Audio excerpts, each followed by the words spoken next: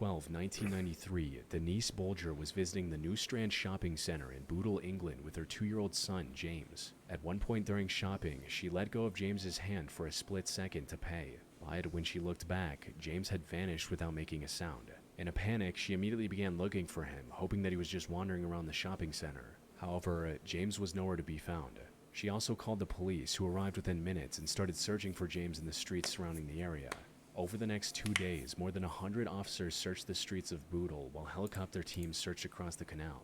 Unfortunately, despite their combined efforts, they didn't find a single clue that could lead them to James. However, what looked like a simple missing child case at first would turn out to be one of the most disturbing crimes of the 20th century. The truth came out on February 14th when a group of young boys discovered James's remains on a railway track 2.5 miles from the shopping center. His body had been sliced in half by a passing train.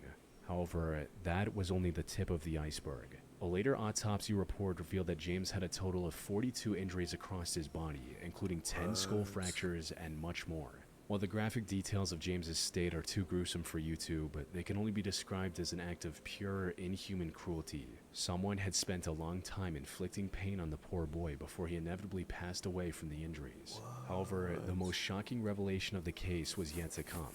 With the discovery of James's remains, the focus then shifted to uncovering and catching the person or persons responsible. Fortunately, the shopping center had CCTV cameras around the facility. And after scouring through the footage, investigators finally found their first solid lead. One of the cameras had captured the culprit taking James out of the shopping center, but it wasn't an adult as most would have suspected. Instead, James was seen being led away by 2 strikingly young boys. Footage from other cameras showed the 2 boys just hanging around the shopping center and shoplifting things like candy, toys, and paint. Then, at 3:42 p.m., they guided James away from his mother and took him outside. But there was no way for the investigators to identify the 2 boys on their own, so they released some of the enhanced footage on TV, resulting in a woman recognizing them and calling the station. On February 18, 6 days after James's murder, police arrested 10-year-old John Venables and Robert Thompson from their homes. What followed was an extensive 20-hour-long interrogation where the 2 initially tried to deny everything. But after some pressure, John buckled and confessed, stating, "I killed James. I did it. We did it.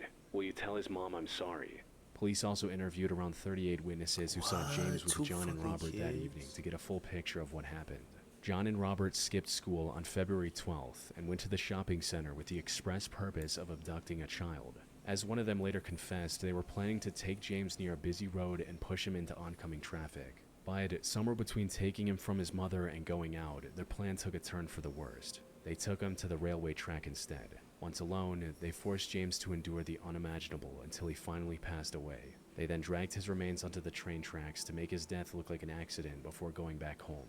Because they demonstrated a clear understanding of the wrongness of their crimes, John and Robert faced a full adult trial in November 1993. Facts. And the evidence against them was overwhelming. Investigators found drops of James's blood on their clothes, imprints of their shoes on his body, and much, much more, leaving no doubt about their guilt. They were found guilty and became the youngest convicted murderers of the 20th century. Though,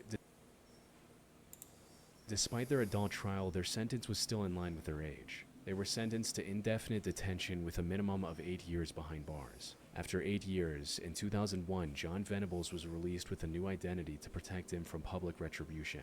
But he has been repeatedly recalled to prison for breaching his parole conditions and was found to still pose a danger to children. Robert Thompson remains free on license and has not been known to reoffend since his initial release.